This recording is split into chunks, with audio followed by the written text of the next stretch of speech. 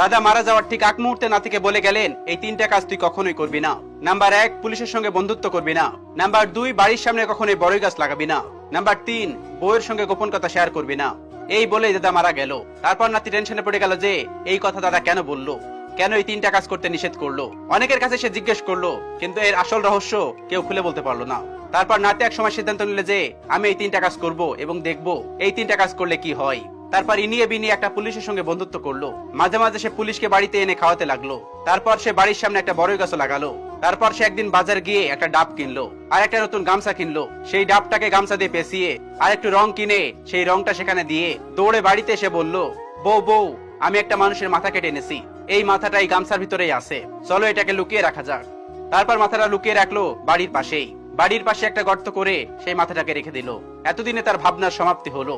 তারপর সে মনে মনে বলতেছে, কই দাদার তো নিষেধ করা তিনটা কাজই করলাম, আমার কিছুই তো হলো না। দাদা মৃত্যুর আগে তিনটা কথা বলে শুধু শুধু আমাকে টেনশনে ফেলে গিয়েছিল। এভাবে চলে গেল অনেক দিন। হঠাৎ করে তার স্ত্রীর সঙ্গে একদিন ঝগড়া বাঁধলো। কথা কাটাকাটির মাঝে অনেক বড় ঝগড়া হয়ে গেল। তারপর তার স্ত্রী তার পুলিশ বন্ধুকে ফোন দিয়ে বলল, আপনি তাড়াতাড়ি আসুন, আমাদের হারামিটা একটা মানুষকে খুন করে মাথাটা আমাদের বাড়ির পাশে রেখে দিয়েছে। তারপর পুলিশ দৌড়ে আসলো। দৌড়ে আসার পর গর্ত খুঁড়লো। গর্ত খুঁড়ে দেখলো সেখানে একটা ডাব রাখা। পুলিশ বলতেছে, কই এখানে তো কোনো মাথা নেই, এখানে ডাব রাখা। তারপর তার স্ত্রী বলতেছে, না আমি নিজে দেখেছি এখানে মাথা রাখতে, এখানে মাথায় রেখেছিল, হয়তো এখন সরিয়ে রেখেছে, আপনারা জেনে গেছেন বলে। পুলিশ বিশ্বাস করলো, কারণ কিছুদিন আগে পুলিশ এসেছিল। পুলিশ এসে দেখে তাদের স্বামী স্ত্রীর মধ্যে অনেক ভালো সম্পর্ক। স্ত্রী তো আর মিথ্যা কথা বলবে না।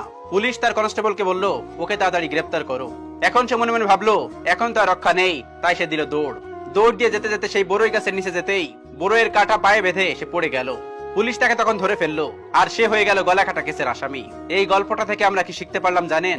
বড়রা যদি কোনো কথা বলে সেটা মানার চেষ্টা করবেন। বড়দের অনেক কথা হয়তো আপনার মাথায় ঢুকতে না পারে, মাথায় কাজ না করতে পারে। আপনি হয়তো ভাবতেছেন এমনি এমনি বলতেছে, আমি কি তার থেকে কম বুঝি নাকি, আমি এই যুগের মানুষ। তবে একটা কথা খেয়াল রাখবেন, অভিজ্ঞতার একটা দাম আছে।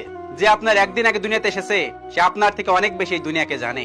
তাই বড়দের কথা কখনোই অমান্য করবেন না। আর ইম্পর্টেন্ট কোনো কাজ করতে হলে বড়দের কাছে শুনে নিন, জেনে নিন, কারণ তাদের অভিজ্ঞতা আছে।